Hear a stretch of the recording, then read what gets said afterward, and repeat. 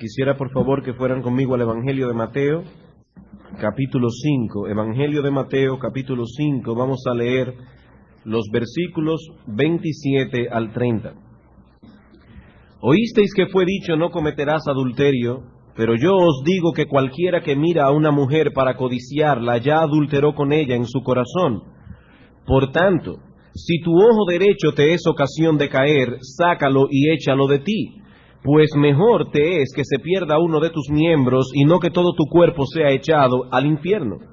Y si tu mano derecha te es ocasión de caer, córtala y échala de ti, pues mejor te es que se pierda uno de tus miembros y no que todo tu cuerpo sea echado al infierno.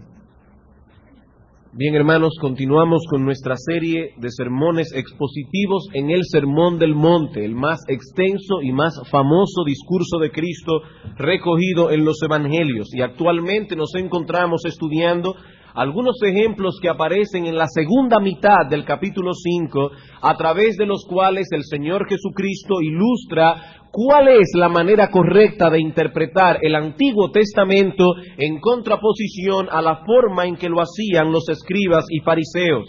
La semana pasada comenzamos a considerar la interpretación de Cristo del séptimo mandamiento versus la interpretación farisaica. Estos hombres interpretaban las palabras "no cometerás adulterio" únicamente como una prohibición de que un hombre tome para sí la mujer de otro o cualquier otra mujer que no fuera su propia esposa.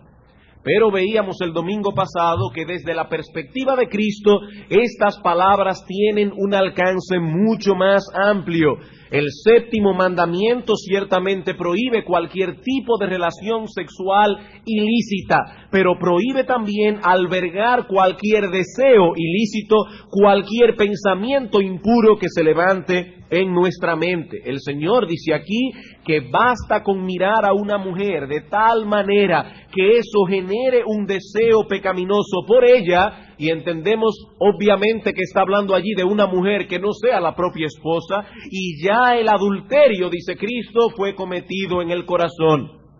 La semana pasada concluimos nuestro estudio de los versículos 27 y 28, derivando algunos principios y enseñanzas prácticas de estas palabras de Cristo. 4 principios básicamente. Vimos en primer lugar que de acuerdo a esta enseñanza, el pecado no es otra cosa que el consentimiento de la voluntad a los pensamientos y deseos pecaminosos que se levantan en el corazón. La ley de Dios no solo prohíbe los actos pecaminosos, sino también los deseos pecaminosos que luchan por obtener el consentimiento de nuestra voluntad. Sí, los 10 mandamientos prohíben tomar la mujer del prójimo, pero prohíben también codiciarla. Tan pronto nuestra voluntad consiente, el pecado ya fue cometido, aunque no tengamos ocasión de llevarlo a cabo en realidad. En segundo lugar, vimos que la fuente del pecado reside en el corazón. Cristo dice: ya cometió adulterio en el corazón. El problema del hombre no está en las manos, no está en los ojos, no está en los pies. El problema del hombre reside en el corazón. El Señor dijo en una ocasión que es de dentro del hombre, del corazón, que salen los malos pensamientos, los adulterios, las fornicaciones, los homicidios, los hurtos, las avaricias, las maldades, el engaño, la lascivia, la envidia, la maledicencia, la soberbia, la insensatez. Todas estas maldades, dice el Señor en Marcos 7, 21 al 23, todas estas maldades de dentro salen y contaminan al hombre. Los ojos, las manos, los pies son los instrumentos que el pecado suele usar para seducirnos o para llevar a cabo el mal concebido. Pero no olviden, hermanos, que el taller en el que se forjan y fabrican esas maldades es el corazón. Así que no es el ambiente lo que daña al hombre, como dicen algunos sociólogos. El hombre viene dañado de fábrica. La fuente que genera toda esa maldad está dentro de nosotros. Por eso, hermanos, no nos cansaremos de repetir, no nos cansaremos de predicar que lo que el hombre necesita no es un adesentamiento, es un cambio de corazón. Hermanos, dejemos a las sectas, dejemos a la Iglesia Católica Romana, dejemos a los humanistas la tarea de moralizar al mundo. Esa no es nuestra tarea. La tarea nuestra es la de predicar el Evangelio, porque tenemos la convicción de que el Evangelio es el medio que el Espíritu Santo ha de usar para tomar a un hombre, para que deje de vivir centrado en sí mismo y comience a vivir en torno a Dios y a su voluntad. Regeneración no es lo mismo que adesentamiento, no es lo mismo que moralización. Uno es un cambio de fachada, el otro es un nuevo nacimiento. Son dos cosas diferentes. Cristo dijo a Nicodemo que era necesario nacer de nuevo, no adecentarse, nacer de nuevo para entrar en el reino de Dios. Así que mientras las sectas andan por ahí buscando muertos espirituales para darles una honrosa sepultura, nosotros los cristianos vamos con el Evangelio buscando a esos muertos para darles vida, para darles vida. Dos cosas más vimos la semana pasada. En tercer lugar, vimos que nuestra verdadera condición espiritual se revela a través del estado de nuestro corazón y no por nuestro comportamiento externo. En otras palabras, que nuestro verdadero yo no es el que se puede percibir con los ojos. El Señor habla aquí de cometer adulterio en el corazón, donde nadie excepto Dios puede percibir el mal. La apariencia externa es una cosa, pero lo que realmente cuenta es lo que somos internamente, y eso es lo que Dios juzgará algún día. Y finalmente vimos que la ley de Dios no solo condena el adulterio, sino también todo aquello que puede guiarnos y guiar a otros a cometer adulterio. Cristo dice, el que mira a una mujer. Y quiero citar aquí una vez más, o repetir más bien la cita que escuchamos de Pink la semana pasada. Dice este autor de nuestra generación, si las miradas lascivas constituyen un pecado tan grave, entonces aquellos que se visten y se exponen a sí mismos con la intención de ser mirados y deseados, no son menos culpables, sino probablemente más. En este asunto a menudo no son los hombres los que pecan únicamente, sino que también las mujeres los tientan a pecar. ¿Cuán grande entonces debe ser la culpa de la gran mayoría de las jóvenes modernas? Y yo me río porque este autor está escribiendo aquí en el año 1951, que fue cuando el comentario del Sermón del Monte fue publicado. Y él dice, ¿cuán grande debe ser la culpa de las mujeres jóvenes, la mayoría de las jóvenes de su época, quienes deliberadamente buscan levantar las pasiones de nuestros jóvenes? Y cuánto más grande es la culpa de sus madres por permitirles ser tan lascivamente provocadoras. El Señor dijo en una ocasión que a cualquiera que haga tropezar a uno de los suyos, mejor le fuera que se le colgase al cuello una piedra de molino de asno y que se le hundiese en lo profundo del mal. Y a una mujer debe darle pánico pensar, pánico literalmente, pensar que por su culpa alguna persona tropiece y caiga en pecado. Eso debe ser un motivo de preocupación constante en la vida de toda mujer piadosa. Una mujer que no está preocupada por esto no es una mujer piadosa. Esto debe ser una preocupación constante, la forma que se viste, la ropa que compra, la forma como camina, los temas que habla. Pero no queremos extendernos más en esta revisión, tenemos muchas cosas que ver. En la mañana de hoy pasaremos a considerar las palabras del Señor en los versículos 29 y 30 únicamente, los cuales constituyen una aplicación de los versículos anteriores. Cristo dice, por tanto, por esto que hemos dicho acerca del adulterio, si tu ojo derecho te es ocasión de caer, sácalo y échalo de ti, pues mejor es que se te pierda uno de tus miembros y no que todo tu cuerpo sea arrojado en el infierno. Y si tu mano derecha te es ocasión de caer, córtala y échala de ti, pues mejor te es que se pierda uno de tus miembros y no que todo tu cuerpo sea echado al infierno. Estas palabras han sido motivos de asombro, discusión y causa de muchas prácticas extrañas a lo largo de toda la historia de la Iglesia.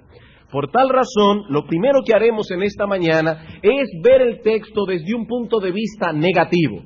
¿Qué no significan estas palabras? Luego veremos un punto de vista positivo, lo que sí significan, y entonces extraeremos algunas aplicaciones prácticas. Pero antes quisiera dar crédito aquí, me veo compelido a dar crédito al pastor Martin esta mañana, porque su sermón acerca de este pasaje me fue de muchísima ayuda para el estudio del texto esta semana y aún para la confección de mi propio sermón. Vamos a ver entonces, en primer lugar, algunas interpretaciones erróneas, básicamente dos. Hermanos, amigos, este texto no enseña que la salvación se obtiene por medio de las obras. Este texto no enseña que la salvación se obtiene por medio de las obras. Hay dos reglas fundamentales de interpretación bíblica que debemos interpretar en el estudio de las Escrituras, y más aún cuando estamos tratando con un texto difícil y oscuro. ¿Cuáles son estas dos reglas? En primer lugar, que debemos tomar en cuenta el contexto de cada pasaje, de cada declaración. No olviden, hermanos, que un texto fuera de contexto se convierte en un pretexto. Y en segundo lugar, que debemos interpretar los textos oscuros a la luz de los textos más claros. Muchas herejías se han levantado en la historia de la iglesia basadas en textos oscuros. Tú eres Pedro, y sobre esta piedra edificaré mi iglesia. Bueno, ¿qué significa esto? Obviamente que Pedro es el primer papa, que él es el pastor de toda la cristiandad, y que la iglesia está edificada sobre los cimientos del apóstol Pedro. Pero esa interpretación violenta muchos otros textos de las Escrituras y prácticamente todo lo que enseña el Nuevo Testamento acerca de la persona de nuestro Señor Jesucristo. Varias veces se nos dice que Él es la piedra angular, que Él es la roca, y que la iglesia más bien está edificada sobre el fundamento de los apóstoles y profetas, Efesios capítulo 2, no solamente a través del apóstol Pedro. Entonces debemos tomar ese texto oscuro e interpretarlo a la luz de otros textos más claros. Algunas personas leen estas palabras de Cristo y llegan a la conclusión de que el Señor está enseñando aquí lo siguiente: si luchamos por hacernos santos, iremos al cielo. Si no luchamos, iremos al infierno. En otras palabras, hay algo que debemos hacer para escapar de las llamas del infierno, y consecuentemente la salvación se obtiene haciendo algo a través de las obras del individuo. Pero si aplicamos esta declaración, las dos reglas de interpretación que acabamos de mencionar, veremos que no pasa la prueba de una buena exégesis bíblica. ¿De qué ha estado hablando nuestro Señor Jesucristo? Él viene hablando del problema tan grave que tiene el hombre por la condición de su corazón y por la naturaleza del pecado en sí. El corazón del hombre, dice el Señor, está lleno de maldad, de manera que la iniquidad y el pecado fluyen continuamente de él. Muchas veces no llegaremos a efectuar los pecados que concebimos internamente, pero para Dios, que puede ver el corazón, el pecado ya fue cometido. Dice el Señor, cuando albergamos odio, amargura, resentimiento, Dios lo considera homicidio, como si hubiésemos asesinado a la persona. Y cuando miramos a una mujer con lascivia y albergamos pensamientos impuros, ya hemos sido culpables de adulterio. ¿Y qué sucede cuando un hombre observa la ley desde esta perspectiva? Que esa visión lo lleva a exclamar como el publicano de la parábola: Dios, sé propicio a mí, soy pecador. Al ver la ley de Dios bajo esa óptica, vemos también cuán miserables somos. Los fariseos eran orgullosos porque rebajaban el alcance de la ley, y de ese modo creían poder cumplirla a la perfección. Pero Cristo introduce este sermón completo diciendo: bienaventurados los pobres en espíritu, porque de ellos es el reino de Dios. No son los fariseos orgullosos los que entrarán al reino descansando en sus buenas obras, descansando en sus propias justicias, sino más bien los pobres en espíritu, los que reconocen que espiritualmente no son nada, no valen nada y no pueden hacer nada para salir de esa condición. Hermanos, el Señor no puede estar enseñando aquí una salvación por obras, porque eso contradeciría no solo el contexto inmediato del pasaje, contradeciría toda la Escritura. Dice el Señor en Lucas capítulo 19, yo vine a buscar y a salvar lo que se había perdido. El hombre se ha perdido y no se puede salvar solo. Y en el famoso texto de Efesios 2:8, por gracia sois salvos por medio de la fe, y esto no de vosotros, es un regalo de Dios, no por obras para que nadie se gloríe. No, amigo, este texto no enseña la salvación por obras. Tampoco enseña este texto que para crecer en santidad tenemos que abusar de nuestro cuerpo. Tampoco enseña este texto que para crecer en santidad tenemos que abusar de nuestro cuerpo. Y en la historia de la iglesia no han faltado quienes han interpretado estas palabras literalmente, como si enseñaran que para crecer en santidad tenemos que tratar con dureza nuestros cuerpos. Pero el sexto mandamiento prohíbe hacerle daño al cuerpo, prohíbe atentar contra la vida humana de cualquier manera. Esta enseñanza contradice una vez más el contexto del pasaje. Cristo dice que nuestro problema no radica en el cuerpo, radica en el corazón. Ese fue el error en que cayeron los monjes medievales. Ellos creían que para vivir en santidad era necesario maltratar el cuerpo, dormir en camas de madera, hacer ayunos prolongados, no casarse, mantenerse célibes, flagelarse el cuerpo. Martín Lutero cayó en ese error durante muchos años y Staupitz, su consejero espiritual, le decía: hermano Martín, no ayudas al alma castigando al cuerpo. No ayudas al alma. Esas cosas no pueden aplacar los apetitos que residen en nuestros sentidos. Y Martin Lloyd-Jones es muy acertado cuando afirma que cualquier enseñanza que nos haga vivir una vida antinatural no enseña la santidad como el Nuevo Testamento la enseña. Exigirle a un hombre o a una mujer que permanezcan célibes por el resto de sus vidas para servir a Dios es antinatural. Y en vez de aplacar los apetitos de la carne, más bien los enciende, dice 1 Corintios capítulo 7. Dios no ha pedido tal cosa en su palabra, sino que más bien ha pedido lo opuesto. Dice en 1 Timoteo capítulo 3, versículos 1 en adelante: es necesario que el obispo sea irreprensible, marido de una sola mujer, que gobierne bien sus hijos y sus casas, porque el que no puede gobernar su propia casa, ¿cómo cuidará a la iglesia de Dios? Es necesario que el obispo sea marido de una sola mujer. Es necesario que haya dado pruebas tangibles de que ese hombre tiene sabiduría, ternura, sensibilidad, firmeza para gobernar su propia casa. Y en esa misma epístola, en 1 Timoteo capítulo 4, dice el apóstol Pablo: Timoteo, debes saber que en los postreros días vendrán hombres mentirosos, hombres cauterizados en su conciencia, que escuchando a espíritus engañadores y doctrinas de demonios, prohibirán el matrimonio. Y lo cito de esa manera porque es la forma en que aparece en la Biblia de Jerusalén, una versión católico-romana. Prohibirán el matrimonio, prohibirán casarse, como si tal cosa tuviera visos de más santidad. No, el Señor no está enseñando aquí que debemos sacarnos el ojo. El Señor no está enseñando que debemos cortarnos la mano literalmente para poder ser santos. De hecho, noten algo curioso en el texto.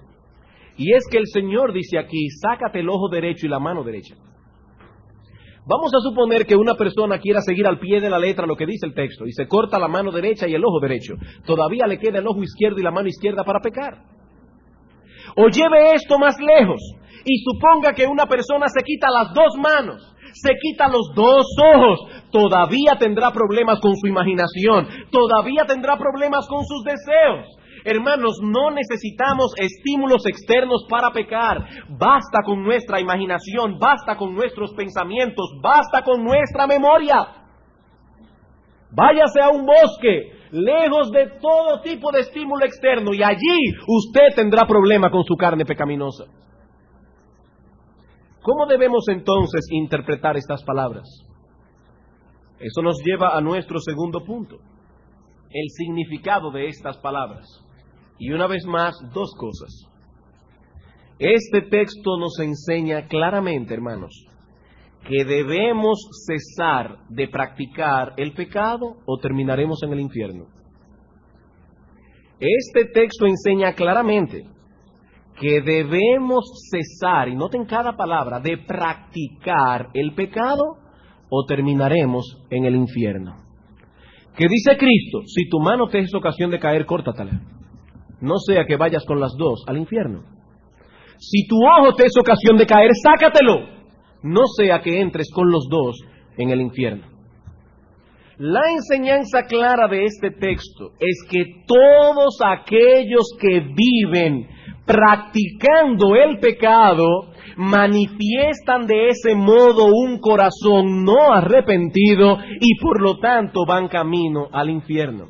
Esta es la enseñanza que encontramos en todo el Nuevo Testamento. Lucas capítulo 13. Lucas capítulo 13, versículos 1 al 5.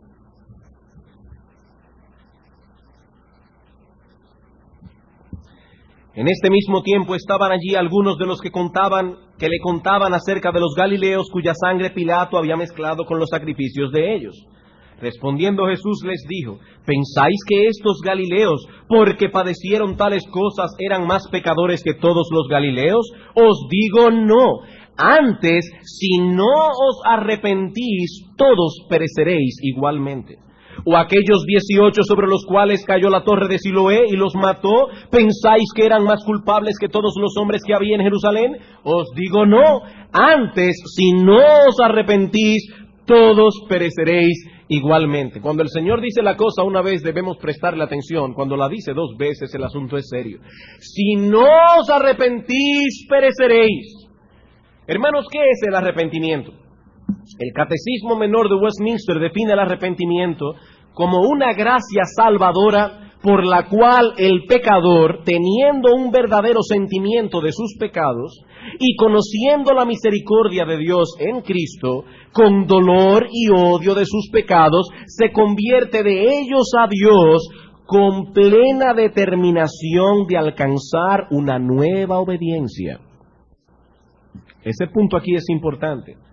El arrepentimiento no solo se manifiesta a través del dolor que experimentamos de haber pecado. Si solo tenemos dolor, pero no vamos camino a la obediencia, eso es remordimiento. Eso fue lo que sintió Judas cuando traicionó a Cristo. ¿Y qué hizo Judas? Fue y se ahorcó. Eso es remordimiento. Arrepentimiento no solo es dolor por el pecado, es la determinación que tenemos de abandonar el pecado, de obedecer a Dios y luchar contra la corrupción que hay en nosotros. Una persona que no manifiesta interés en dejar su pecado, en luchar contra ellos, sino que prosigue en la práctica de ellos, está evidenciando un corazón no arrepentido y por lo tanto va camino al infierno. Primera a los Corintios capítulo 6, versículo 9. ¿No sabéis que los injustos no heredarán el reino de Dios? No erréis, ni los fornicarios, ni los idólatras, ni los adúlteros, ni los afeminados, ni los que se echan con varones, ni los ladrones, ni los avaros, ni los borrachos, ni los maldicientes, ni los estafadores heredarán el reino de Dios. Pero noten ahora, y esto erais algunos de vosotros, mas ya habéis sido lavados, santificados, justificados en el nombre de Jesucristo. Esto erais, pero ya sois otra cosa. Gálatas capítulo 5. Gálatas capítulo 5, versículo 19 al 21. Y manifiestas son las obras de la carne. ¿Cuáles son? Adulterio, fornicación, inmundicia, lascivia, etcétera. Versículo 21. Y cosas semejantes a estas, acerca de las cuales os amonesto, como ya os lo he dicho antes, que los que practican tales cosas no heredarán el reino de Dios. Si no estamos luchando contra el pecado, es porque somos esclavos del pecado. Donde no hay una resistencia voluntaria y consciente contra el pecado, lo que tenemos es una persona que permanece bajo el poder del pecado. Hermanos, esta enseñanza no es muy popular hoy día. En muchos púlpitos de hoy se predica que se puede ser cristiano sin abandonar el pecado, que basta con una profesión de fe, con una declaración verbal de que creemos que Cristo es Dios hecho hombre y que murió por los pecados en una cruz. Eso es suficiente para ser salvos. Y si preguntamos a estas personas, ¿pero qué de aquellos que habiendo hecho profesión de fe continúan viviendo en pecado? Continúan siendo manejados por sus apetitos y deseos y no por la voluntad de Dios. ¿Saben lo que les responden? Esos son cristianos carnales. Cristianos carnales. Esta enseñanza nos dice que hay tres tipos de personas en el mundo: el hombre natural, el cristiano carnal y el cristiano espiritual. Y representan estos tres grupos a través de tres círculos. El hombre natural es representado por un círculo en el que Cristo está fuera, el yo del individuo está sentado en el trono del círculo y todas las áreas del individuo están hechas un desastre. Todas las áreas están en desorden. En segundo lugar tenemos al cristiano carnal. Este tiene en el círculo a Cristo dentro, pero no sentado en el trono. El yo sigue sentado en el trono y todas las áreas del individuo siguen en desorden. Y luego tenemos al hombre espiritual. Aquí tenemos ya por fin a Cristo sentado en el trono, el yo puesto al estrado del trono y todas las áreas del individuo en orden. Y nos preguntamos, ¿es esto lo que enseña la palabra de Dios? Cristo dice que aquellos que no están dedicados a mortificar sus pecados, a luchar contra ellos, terminarán en el infierno. No estamos negando con esto que el cristiano sea tentado, y fuertemente. Tampoco estamos negando que el pecado gane la batalla en ocasiones. Hermanos, diariamente el cristiano tiene motivos para ir delante de Dios en arrepentimiento. Diariamente. Nunca hemos enseñado perfeccionismo desde este púlpito. Nunca hemos dicho que se puede llegar a un nivel tal de crecimiento que ya no tengamos más problemas ni conflictos con el pecado. No, hermanos, eso solo ocurrirá cuando lleguemos al cielo. Pero debes saber que si no estás peleando contra el pecado, si no estás haciéndole la guerra abiertamente, amigo, vas camino al infierno. No basta con creer o profesar creer en Cristo. El Señor dijo explícitamente: ¿por qué me llamáis Señor, Señor, y no hacéis lo que yo digo? Y Mateo capítulo 7, versículo 21 al 23 es mucho más claro. Dice el Señor: no todo el que me dice Señor, Señor, entrará en el reino de los cielos, sino aquel que hace la voluntad de mi Padre que está en los cielos. Y eso ya de por sí implica una lucha. Porque el deseo de la carne es contra el espíritu, el del espíritu es contra la carne. Cuando Cristo dice allí que los que van a entrar en el cielo son aquellos que hacen la voluntad de Dios, está diciendo, son personas que tienen una lucha agónica en su interior, son personas que tienen una lucha a muerte en su corazón. Muchos me dirán en aquel día: pero Señor, Señor, en tu nombre no profetizamos, en tu nombre no echamos fuera demonios, en tu nombre no hicimos muchos milagros. Y entonces les declararé: nunca os conocí, apartaos de mí, hacedores de maldad, nunca os conocí. ¿Cuál es entonces la enseñanza de nuestro texto?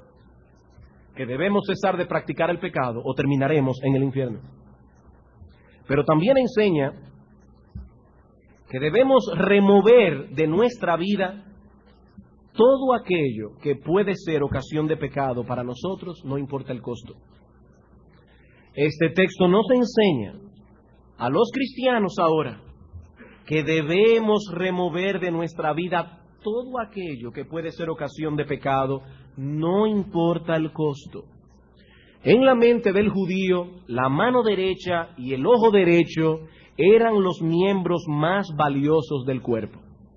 El ojo derecho representaba para ellos la mejor visión, la mano derecha la mayor habilidad.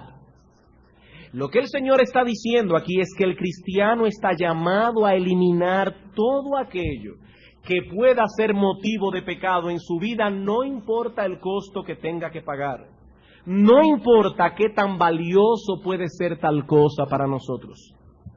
La idea contenida en estas palabras es que debemos declararle la guerra al pecado, de tal manera que no importa lo doloroso que pueda resultar o de las cosas valiosas de las que tengamos que deshacernos, hemos de tener la firme resolución de no permitir que nada se interponga entre nosotros y la voluntad de Dios. Y noten, hermanos, que estamos hablando de una firme resolución. Cristo habla aquí de acciones rápidas y determinantes. Sácatelo el ojo, córtate la mano. No podemos tratar con nuestros pecados con guantes de seda, porque sus demandas son violentas. El pecado no es caballeroso cuando exige, y solo podremos oponernos a sus demandas cuando lo tratemos con firmeza. El Señor habla aquí de cortarnos la mano, sacarnos el ojo. Ambas acciones son dolorosas, pero nada es más doloroso que traspasar la voluntad de Dios y pecar contra Él. Y mucho menos, nada es comparable con el dolor de ser arrojado en las llamas del infierno por los siglos de los siglos. Nada es comparable con ese dolor. Así que no importa cuán valioso pueda ser algo para ti, nada debe interponerse entre tú y Dios. ¿Qué dice Cristo? El que ama padre, madre, hijo, hija, mujer, esposo, esposa, más que a mí, no es digno de mí. Y llega más lejos y dice, el que ama su propia vida más que a mí, no es digno de mí. Cualquier cosa. Hermanos, la lucha contra el pecado es dolorosa, muy dolorosa en ocasiones.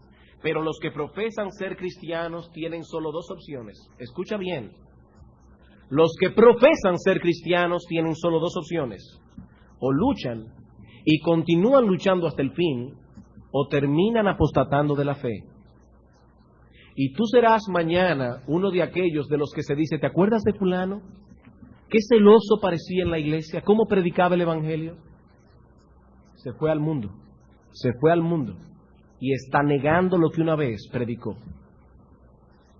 No, a mí no puede pasarme eso. Sí, a ti te va a pasar eso si no sigues luchando. Hermano, o sigues luchando o terminarás en apostasía. Dice el apóstol Pablo en 1 Corintios capítulo 9, yo no golpeo al aire, yo golpeo mi cuerpo y lo pongo en servidumbre, no vaya a ser que habiendo sido yo heraldo para otros, yo mismo venga a ser eliminado. Ah, no, pero ahí se está hablando es de recompensa. No, hermanos, busque la palabra eliminar que aparece en el texto griego y compárala con todo el Nuevo Testamento y verá que lo que el apóstol Pablo está diciendo es, yo no quiero terminar en el infierno. Eso es lo que el apóstol Pablo está diciendo. En Colosenses capítulo 3, versículo 5 en adelante, dice el apóstol, haced morir lo terrenal en vosotros, fornicación, impureza, pasiones desordenadas, malos deseos, avaricia, no piensen únicamente en pecados sexuales, ese amor al dinero, ese trabajar y descuidar la familia, y descuidar el alma, y descuidar la iglesia, y descuidarlo todo por tener más, te llevará al infierno, porque dice la Biblia que por esas cosas la ira de Dios viene sobre los hijos de desobediencia.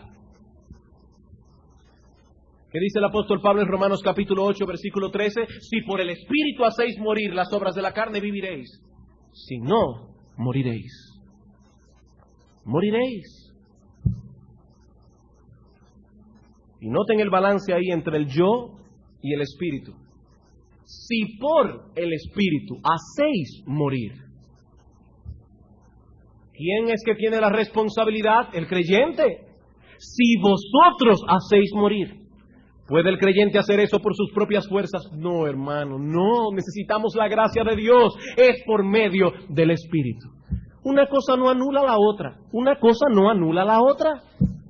Si por el Espíritu hacéis morir. Pastor, pero ¿cómo podemos reconciliar esta enseñanza que usted está dando en la mañana con la doctrina de la perseverancia final de los santos? No existe ningún conflicto entre este pasaje y la doctrina de la perseverancia final de los santos. Aquella doctrina que enseña que todo hombre una vez salvo, siempre salvo. Y no hay confusión aquí, no hay conflicto. Note en primer lugar que se está hablando de la perseverancia de los santos. Los que enseñan la doctrina del cristiano carnal enseñan la perseverancia de los impíos.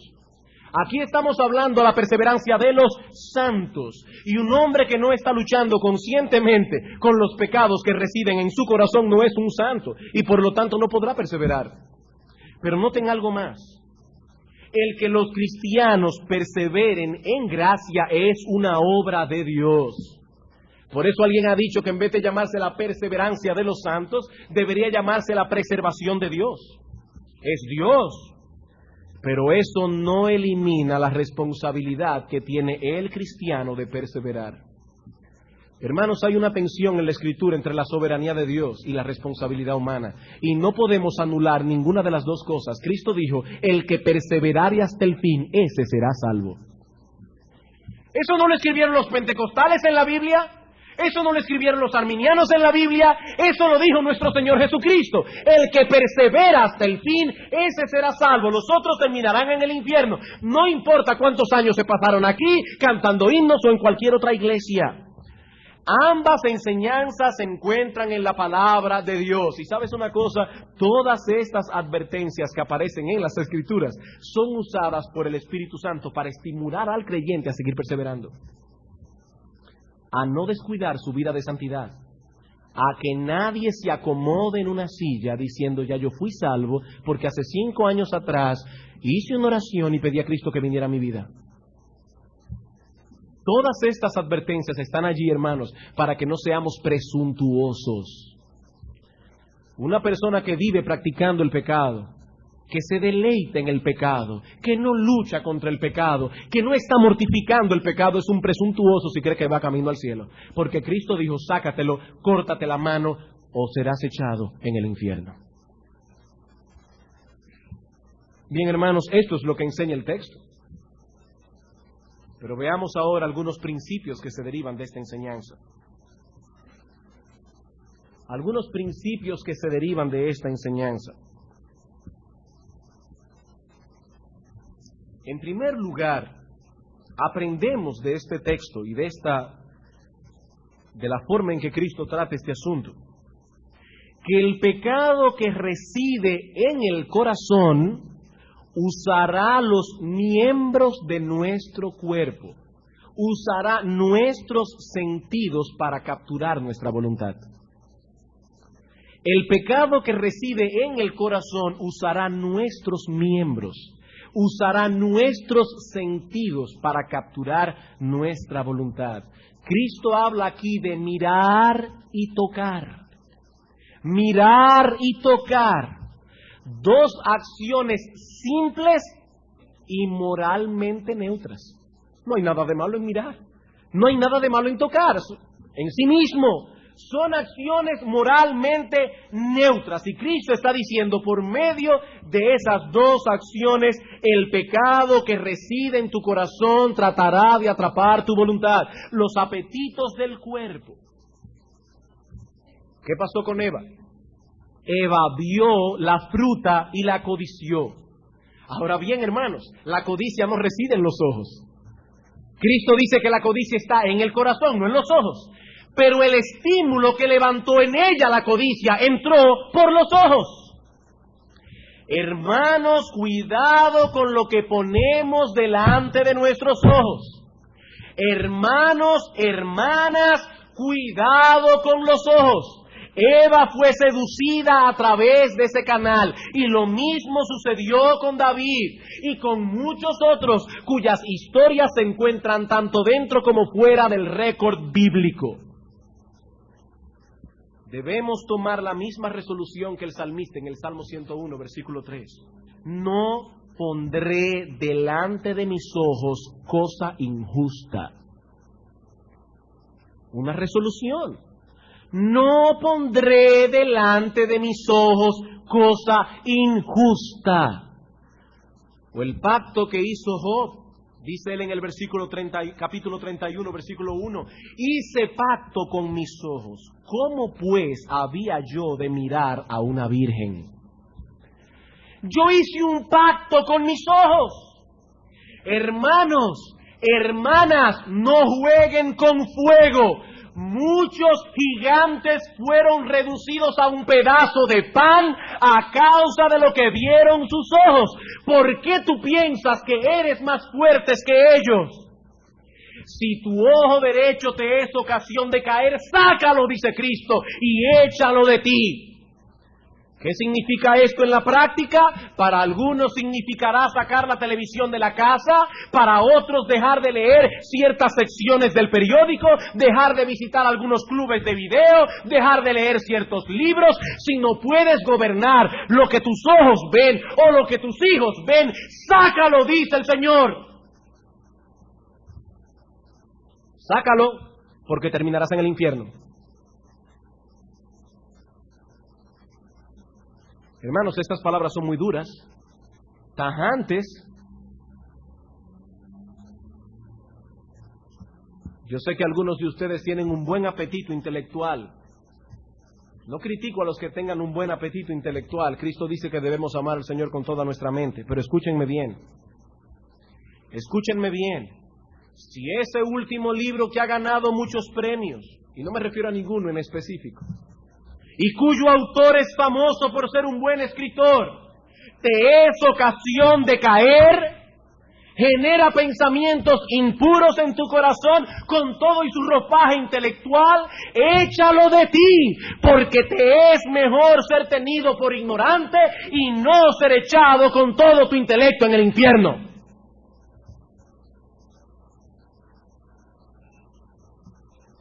Hermanos, hay cosas que no se pueden leer. Hay biografías que no se pueden leer. Hay historias escandalosas que no edifican el alma.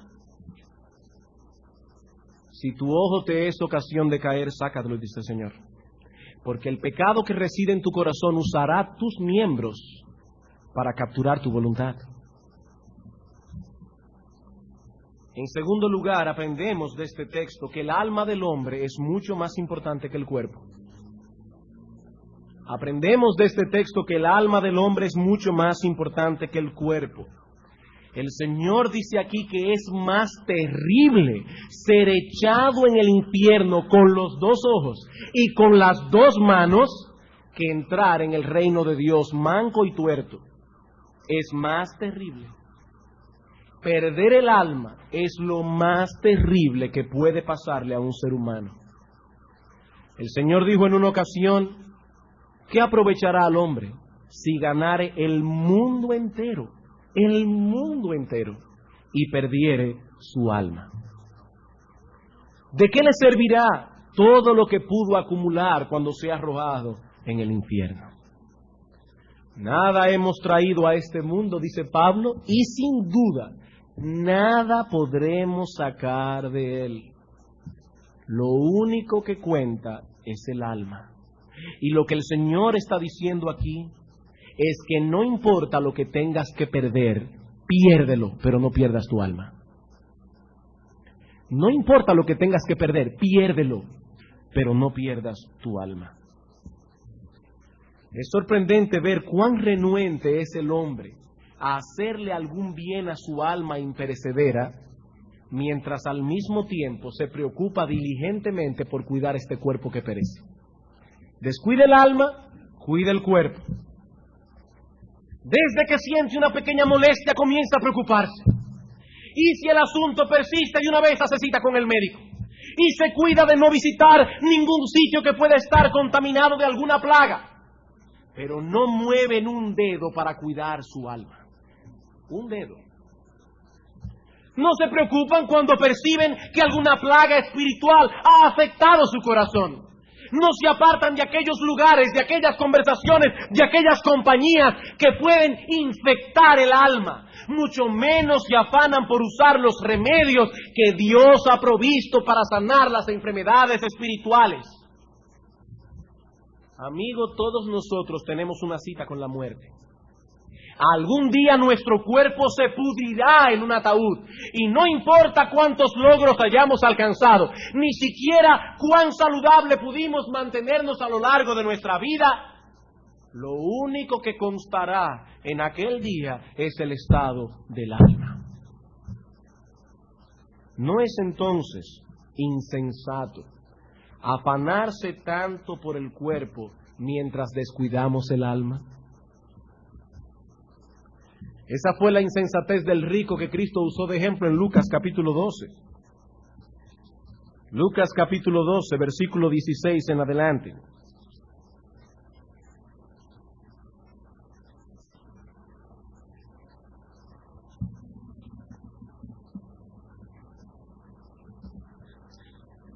También les refirió una parábola diciendo: la heredad de un hombre rico había producido mucho. Y él pensaba dentro de sí diciendo: ¿qué haré? Porque no tengo dónde guardar mis frutos. Era un hombre hábil para los negocios. Y dijo: esto haré. Derribaré mis graneros y los edificaré mayores. Y allí guardaré todos mis frutos y mis bienes. Era un hombre previsor. Y diré a mi alma: alma, muchos bienes tienes guardado para muchos años. Repósate, come, bebe, regocíjate. Pero Dios le dijo: necio, esta noche vienen a pedirte tu alma, y lo que has provisto, ¿de quién será? Así es el que hace para sí tesoro y no es rico para con Dios. Este hombre lo tenía todo previsto, menos una cosa: la muerte. Era lo único que no había previsto. Y un hombre que no prevé la muerte es un tonto. No importa cuánto sea tenido por exitoso a los ojos de los hombres. Cristo dice aquí que es un necio.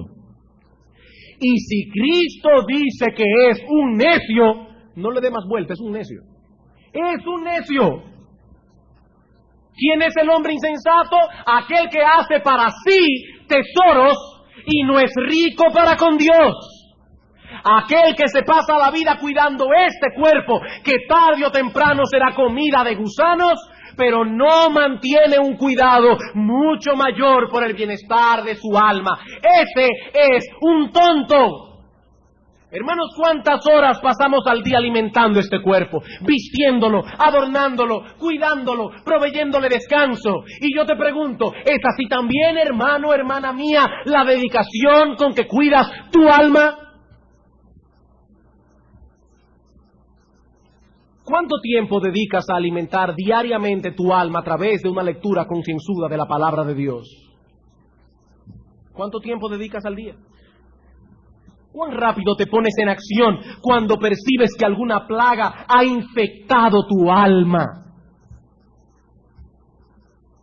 Cuando percibes apatía en el corazón, ¿cuán rápido acudes a Dios en arrepentimiento cuando sabes que el pecado ha vencido tu voluntad? ¿Cuán rápido quieres estar en paz con Dios y decir: oh Señor, el pecado me ha vencido, he hecho lo malo delante de tus ojos, he pecado horriblemente contra ti? ¿Cuán rápido haces eso, hermano? No lo olvides, el bienestar del alma es más importante que el bienestar del cuerpo. Eso es lo que Cristo está enseñando aquí.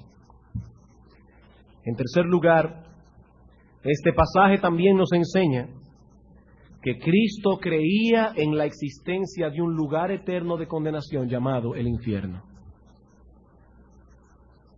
Este texto también nos enseña que Cristo creía en la existencia de un lugar eterno de condenación llamado el infierno. 2 veces el Señor menciona la misma advertencia: sácate el ojo, córtate la mano, no sea que teniendo ambas cosas seas echado al infierno. En otra ocasión el Señor dijo: no temáis a los que matan el cuerpo, porque el alma no pueden matar. Temed más bien a aquel que puede destruir el alma y el cuerpo en el infierno.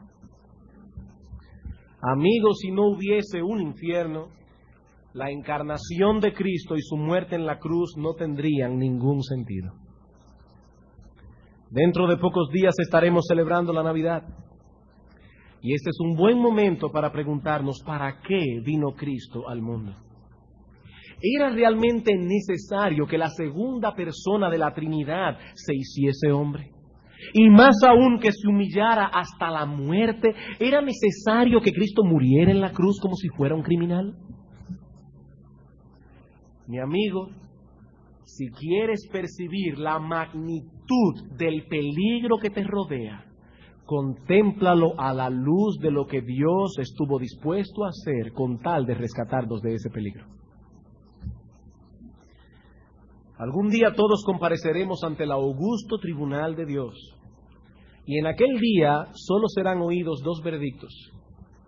Dice el Señor en Mateo capítulo 25, versículo 46, los justos irán a la vida eterna, los injustos al castigo eterno. Y dice el profeta Daniel en Daniel capítulo 12, versículo 2, lo siguiente: y muchos de los que duermen en el polvo de la tierra serán despertados, unos para vida eterna, otros para dormir eterna, no, para vergüenza y confusión perpetua. Perpetua. Pero yo he oído que algunos enseñan que tal cosa no existe, que un Dios de amor no puede enviar a sus criaturas al infierno. Sí, mi amigo, sabemos que algunas sectas falsas enseñan tal cosa, pero aquel que es el amén, el testigo fiel y verdadero, aquel que no puede mentir, dice en su palabra que es mejor perder los miembros más valiosos del cuerpo y no ser arrojado completico en el infierno. Ya depende de ti creerle a los testigos de Jehová o creerle a Cristo. Dice en Apocalipsis capítulo 14, el humo de su tormento subirá por los siglos de los siglos. Y cuando el Señor dijo a sus discípulos, uno de vosotros me va a entregar, dijo, ay de aquel por quien el Hijo del Hombre es entregado, mejor le fuera a ese hombre no haber nacido. Si lo que hay después de la muerte para el impío es la inconsciencia, él caerá en un estado similar al que tenía antes de haber nacido. Pero Cristo dice, no, mejor le fuera no haber nacido, porque no es a la inconsciencia que va, es a una vergüenza y confusión perpetua. Sí, mi amigo, existe un infierno porque es lo único que puede castigar el pecado que el hombre ha cometido contra un Dios infinito. ¿Y es justo, pastor, que un hombre peque en esta vida temporal y sea castigado eternamente? Sí, es justo. Porque el castigo por la culpa no se mide por la culpa cometida, sino por el tamaño de aquel que fue ofendido por la culpa. No es lo mismo matar un perro que matar a un hombre, y aún la justicia humana reconoce tal cosa. ¿Cuánto tiempo le lleva a un hombre matar a otro? Pegarle un balazo en la cabeza solo lleva 2 segundos, pero los hombres le dan cadena perpetua. Pecar contra Dios solo tiene un castigo posible, el infierno por toda la eternidad. Y Cristo dice, no le teman a aquellos que pueden matar el cuerpo, el alma no pueden matar, temedle más bien, jóvenes, escúchenme, témanle a aquel que puede echar tu cuerpo y tu alma en el infierno. Así de vigoroso y rozagante que tienes el cuerpo y piensas que tienes la vida por delante, escúchame, te echarán en el infierno por toda la eternidad. No es agradable hablar de estas cosas, pero qué falto de amor seríamos si no advirtiéramos a los hombres, huid de la ciudad de la destrucción. Ese Dios de amor proveyó una puerta de escape. Por amor envió a su Hijo Jesucristo a morir en una cruz, a pagar la deuda del hombre, para que todo aquel que en él cree no se pierda, mas tenga vida eterna. El amor de Dios no podía moverlo a rebajar sus demandas de justicia perfecta, eso no, pero sí lo movió a proveer él mismo el pago que esa justicia requería. Cristo murió en una cruz por nuestros pecados, para que todo aquel que en él cree no se pierda, mas tenga vida eterna. Y finalmente, hermanos, aprendemos de este texto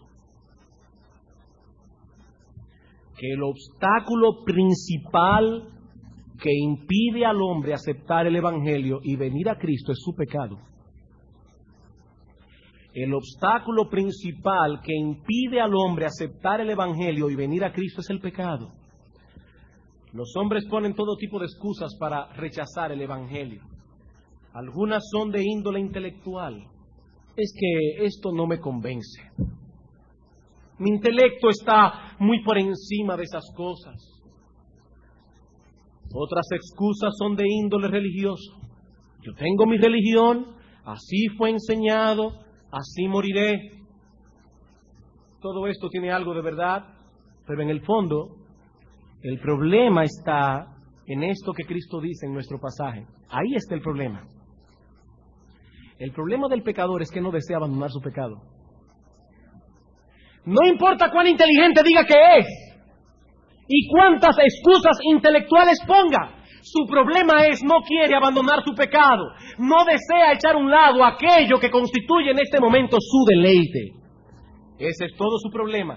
Cristo dice aquí, echa fuera tales cosas o serás arrojado en el infierno. ¿Qué deducimos de todo esto? Deducimos que el problema radica allí, en la renuencia de echar fuera esas cosas. Y todas las excusas que ponen es escondiendo ese problema. Aman su pecado. Por eso no vienen a Cristo. No es que esto es demasiado ilógico. Es que aman su maldad. Pueden decir lo que quieran, pueden adornar sus excusas con el ropaje que deseen, pero saben que en el fondo no están dispuestos siquiera a considerar la fe cristiana porque no desean abandonar sus pecados.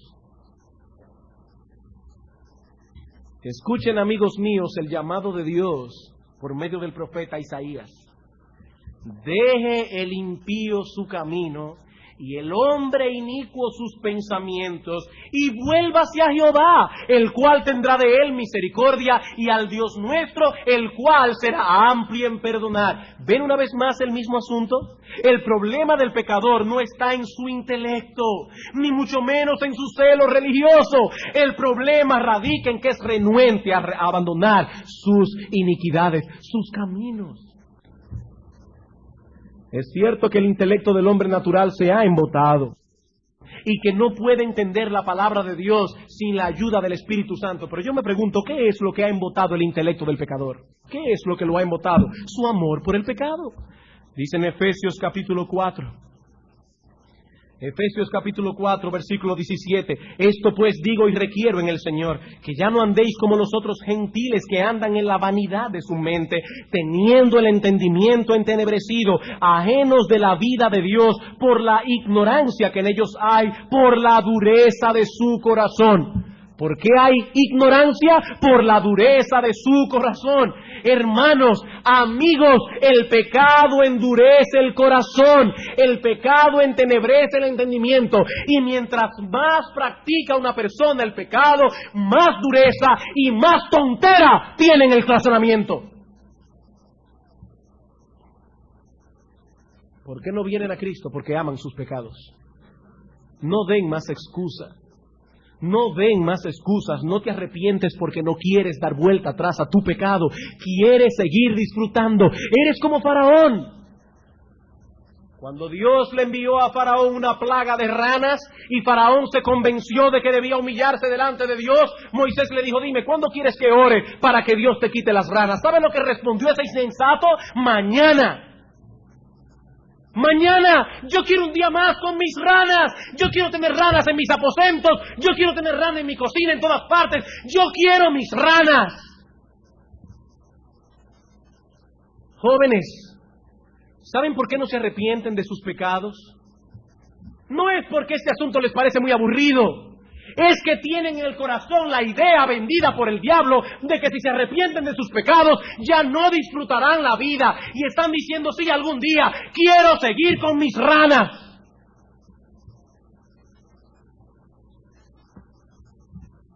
Eso tiene dos problemas. En primer lugar, que el pecado es un engaño. No es verdad que el pecado da la felicidad. Cristo dice, yo he venido para que tengan vida y la tengan en abundancia. Tú no sabes lo que es vivir si no te has arrepentido. Tu vida es un infierno aquí. Sí, disfrutas 5 minutos en una fiesta, ¿y qué pasa después? Tu vida es una vida vacía, sin sentido. Eso no es vivir. Una persona que no tiene esperanza para después de la muerte no está viviendo, es un tonto, es un insensato. Y créanme que hablo así porque quiero impactar tu corazón, porque quisiera meter la palabra de Dios en tu alma, porque no quiero que te vayas al infierno. No es mi deseo ofender a nadie, no es mi deseo llegar a mi casa con la garganta ronca, es que no quiero que perezcas en tu pecado, porque te lamentarás por la eternidad de haber nacido. Cuando tu porción día tras día, hora tras hora, segundo tras segundo, sean los gritos de los condenados, la presencia del diablo y sus ángeles y las propias angustias de tu conciencia. Y qué terrible será entender en ese momento que todo esto era verdad y que eso no acabará por los siglos de los siglos. Y el otro problema, jovencito, es que la muerte no manda aviso. Joven, escúchenme, adultos, escúchenme, puede ser la última prédica que Dios te permite escuchar en el resto de tu vida. Esta puede ser la última oportunidad de arrepentimiento. Y Cristo está diciendo, venid a mí, a ti, trabajados y cargados, yo los haré descansar. Cristo no está diciendo, santifíquense primero y vengan a mí. No, esa no es la enseñanza del texto. Cristo está diciendo, venid a mí, sí, con la disposición de abandonar el pecado. Pero ¿quién puede abandonar el pecado por sus propias fuerzas? Nadie.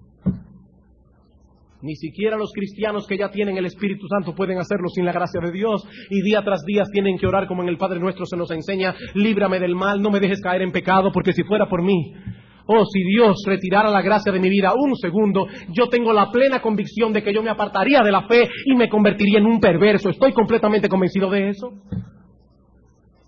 ¿O no conoceré yo el monstruo que habita en mi propio corazón? Pero amigo, Cristo es un poderoso Salvador, que no solo puede darte la salvación cuando se la pidas, no, hasta la fe que necesitas para creer. Ve donde Dios, ve donde Cristo, con aquella oración del hombre que le dijo, Señor, ayuda a mi incredulidad. Ayuda a mi incredulidad, porque Cristo es un poderoso Salvador y Dios lo puso en el cielo para dar fe y arrepentimiento. Cristo puede salvarte. Él tiene poder para hacerlo. Vamos a orar. Padre que estás en los cielos, cuánto nos dolería que algunos aquí, al escuchar estas cosas, reaccionaran como aquellos discípulos, que al escuchar el sermón del pan de vida dijeron, dura es esta palabra, ¿quién la puede oír? Y abandonaron a Cristo. En cambio te pedimos que por tu Santo Espíritu, oh Señor, muchos aquí puedan tener la disposición del apóstol Pedro. ¿A quién iremos? Si solo tú, oh Señor, tienes palabras de vida eterna. Padre, permite que muchos aquí, endurecidos en su corazón, incluso algunos que engañándose a sí mismos se llaman hermanos, vengan en este día al arrepentimiento, con la disposición de abandonar sus pecados, de luchar contra ellos. Sabemos, oh Señor, que vida perfecta no la tendremos nunca. Sabemos que tendremos que luchar con esa maldad que reside en nosotros, diariamente con el pecado que nos trata de envolver y que muchas veces tendremos que venir llorando ante ti diciendo, Dios, perdóname porque pequé. Sabemos que esa es la porción que nos corresponde en esta vida hasta que lleguemos a la Canaán celestial. Pero sabemos también, oh Señor, que el cristiano verdadero lucha con su pecado, lucha con las pasiones que residen en sus miembros. Ayúdanos, oh Señor, para poder tener cada vez más victoria sobre el pecado y de ese modo poder glorificarte a ti con más esplendor. Padre, sé con esta iglesia y grave estas palabras en los corazones de cada uno de nosotros. Te lo suplicamos en el nombre de Jesús. Amén.